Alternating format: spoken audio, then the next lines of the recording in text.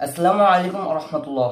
আমি আপনাদের সামনে গতকাল যে বিষয় নিয়ে আলোচনা করেছিলাম সেই বিষয়টা হচ্ছে আমরা যা বলি সেটা নিজেদের জীবনে বাস্তবায়ন করি না।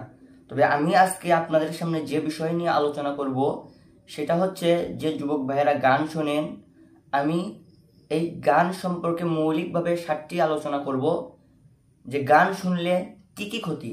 এই বিষয়ে আমি 7টি আলোচনা করব। 1 নাম্বার, যে যুবক ভাইয়েরা আমার গান শোনেন তাদের অন্তরে নিফাকি তৈরি হবে, তাদের অন্তরে মুনাফিকিতা তৈরি হবে। 2 নাম্বার, যারা গান শোনেন তারা ব্যভিচারের প্রতি আগ্রহ বাড়বে, ব্যভিচার করবেন। 3 নাম্বার, যারা গান শোনেন তাদের মস্তিষ্কের ভিতর আবরণ পড়বে, তাদের দুনিয়াবি সব কিছুই ভালো লাগবে এবং আখিরাতের কিছুই ভালো লাগবে না।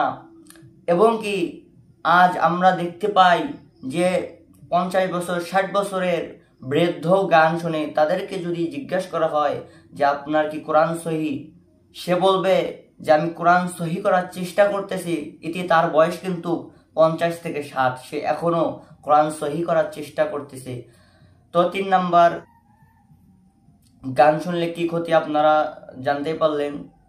4 নাম্বার, গান শুনলে কোরআনের প্রতি অনীহা সৃষ্টি হয়, কোরআন থেকে দূরে সরে যায় এবং তার কিছুই ভালো লাগে না। আজান শুনলে ভালো লাগে না এবং শুধু তাই নয়, একজন গায়কও বলেছে যে আজান শুনলে নাকি তার বিরক্তিকর এবং একজন রাইটারও বলেছে যে আজান নাকি বেশ্যাখানার আওয়াজের মতো লাগে।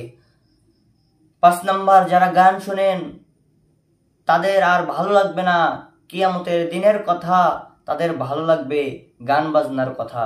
6 নাম্বার, যারা গান শোনেন তাদের গুনাহের প্রতি প্রবল আকর্ষণ বেড়ে যায়, তাদের দুনিয়া সবকিছুই ভালো লাগবে এবং কোরআন হাদিসের কথা ভালো লাগবে না।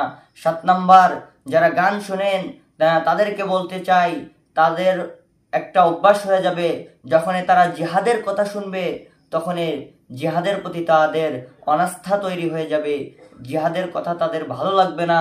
এবং দেখাই তো যায় জিহাদের কথা শুনলে মুসলমান সে বলে যে নাকি মিছিলে যায়, হ্যাঁ জিহাদে যায় সে নাকি জঙ্গি। তবে আমি আপনাদের সামনে এই মৌলিক 7টি বিষয় আলোচনা করেছি,